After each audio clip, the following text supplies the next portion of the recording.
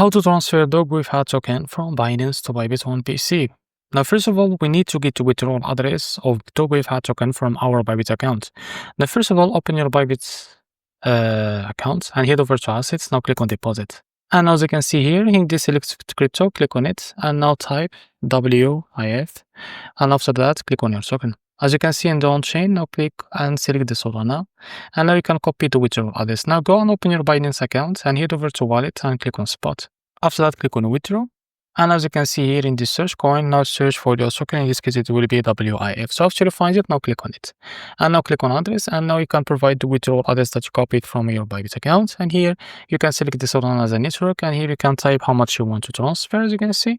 After that, click here on withdraw. In about a few seconds, in a few minutes, you will be able to receive your token on your Bybit account.